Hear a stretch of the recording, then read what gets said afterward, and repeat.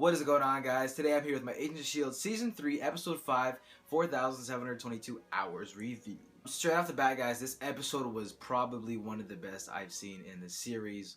Overall, it was a really well done episode from beginning to end. So pretty much this episode is a self-contained episode revolving around Simmons and her whole adventure going on in the other planet where she was. Last season we know that Simmons got, sucked up by this monolith and she went to this new planet where she was alone for a considerable amount of time, about 7 months I believe, and this whole episode just revolves around her getting back home and what she had to endure on. This episode picks off right at the bat where we last saw Simmons before she got sucked up by the monolith.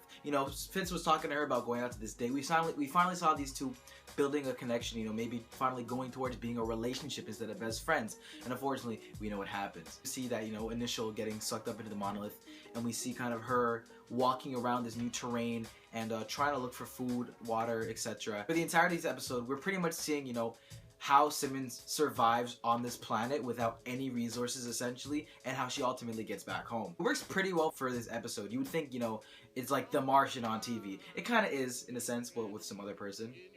But it works well with the show. I mean, we're so used to seeing all of her characters in the ensemble together, but just seeing her by herself on this other planet with all this mystery and all these questions, it kind of works with the episode. I also really dig the scenery and the lighting. We end up seeing Simmons find this sort of lake, which it appears to be drinkable, and she obviously gets some water.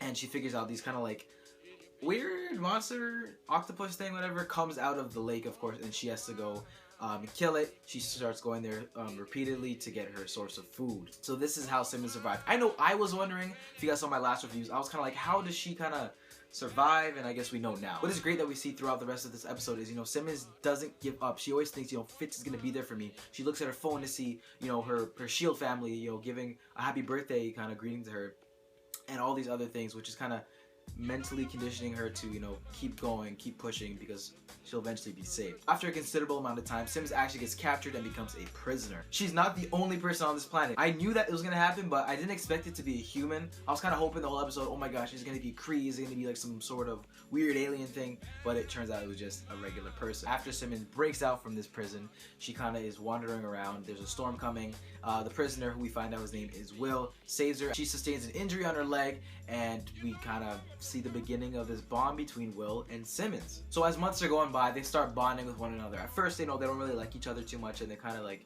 eventually make an agreement with one another.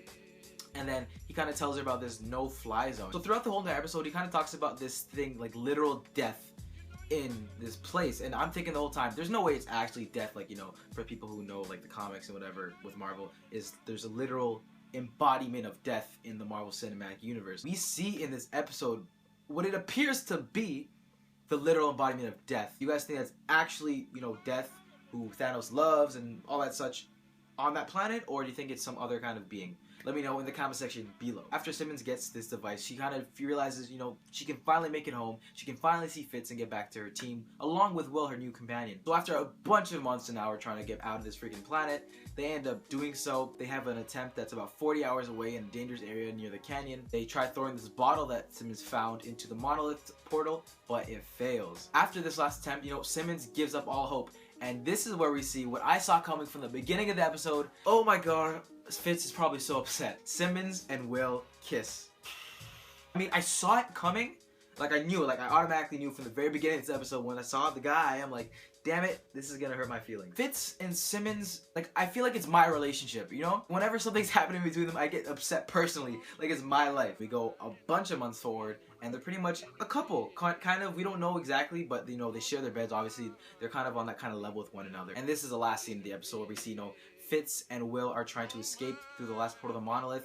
Then, of course, this freaking storm comes and shits on everything. We see death again, but this time it's not actually kind of cloak. We don't get the Grim Reaper kind of looking death. We get an astronaut. This is a very interesting aspect to see. I don't know what it is, why it can change forms like that. So Will does not make it, of course, but we see that it's sunlight for 10 seconds, and then it goes back to night. Guys, I mean, this episode was it's different than what we usually get. Even the way they threw in the intro in this very beginning with the title, it was very different. Overall, I really, really dig this episode. I thought it was very strong and unique in the way they filmed it, and just the way they portrayed the story. I thought this was something they have not really done before. By far, my favorite scene was probably the end, when Simmons kind of is just in present day talking to Fitz about what happened, and he kind of doesn't say anything there at first, but you know, he's just straight to the point. He's just like, let's go find this guy. Oh my god, like you can see the hurt in his eyes because someone else is loving the girl he loves, but he just loves her so much that he wants to, you know, give her this guy back. Some of my least favorite parts of the episode, there wasn't too many. I think it might have been some of the lower tone parts in the beginning. It might have got repetitive a little bit and her talking to herself, but